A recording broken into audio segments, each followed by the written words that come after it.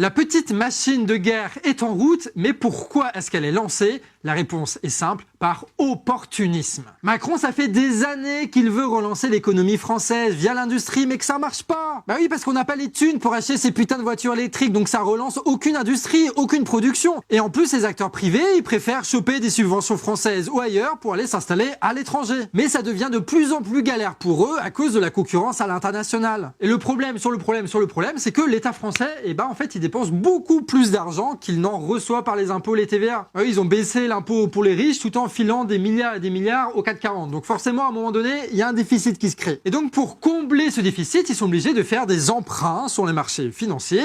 Et les marchés financiers, là, les fonds de pension à la con, tout ça, ils savent très bien que l'État français est dans la merde. Du coup, ils montent les taux d'intérêt. C'est comme à la banque quand tu veux acheter un truc. Ils montent les taux d'intérêt si t'es dans la merde. Et c'est pas parce que c'est risqué, c'est parce qu'ils savent que t'as pas le choix et que du coup, ils profitent de cette faiblesse-là. Et donc là, vraiment, l'État français était dans un mauvais cycle. En plus, ils avaient une instabilité parlementaire, ils n'arrivaient pas à installer de Premier ministre, il y avait des scandales et tout. En plus, le financement, le budget, t'as même Bayrou qui commençait à dire faut peut-être prendre du pognon chez les milliardaires parce qu'il n'y en a nulle part ailleurs. Mais là, messieurs, dames, il y a une opportunité qui apparaît avec Donald Trump qui annonce retirer ses industriels du front ukrainien. On prépare une vidéo sur Trump dans pas longtemps, donc abonne-toi si tu veux rien louper. Lui aussi, il est gratiné. Ce qui fait que ni une ni deux, les macronistes saisissent cette opportunité et annoncent fièrement qu'ils veulent remplacer les industriels états-uniens sur le front ukrainien en mettant en place quoi? En mettant en place notamment les grandes entreprises de guerre françaises. Pour nous, il est temps, urgent même, de nous focaliser sur le seul message.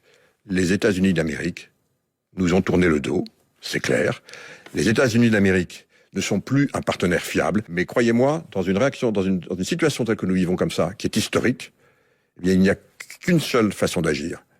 C'est le mouvement, la vitesse et la détermination. Macron veut mobiliser des milliards pour remplacer l'industrie de la guerre états-unienne et permettre une relance de la production industrielle, non pas par les voitures électriques, mais par la guerre. Et donc relancer de la même façon les profits. Sachant que contrairement aux puces, à l'intelligence artificielle, aux voitures électriques ou je sais pas quoi, les entreprises, les grandes multinationales françaises sont les premiers dans le secteur de la guerre en Europe. Donc si l'Europe va vers la guerre, c'est avant tout des grandes entreprises multinationales françaises qui vont en profiter. Ce qu'il faut bien comprendre, c'est que la guerre, c'est la continuité de la politique économique d'Emmanuel Macron, mais par d'autres moyens. Tu vois, on n'est pas les seuls à faire le lien entre l'industrie et la guerre. Macron lui-même, il le fait. Sauf que lui, il parle de dividendes de la paix. Avec lui, en tout cas, jamais on les touchera. Par contre, ce qui est sûr, c'est que les dividendes de Thales et compagnie, là, ça va envoyer cette année. T'as qu'à regarder le cours en bourse, ça a été multiplié par 2 en quelques jours.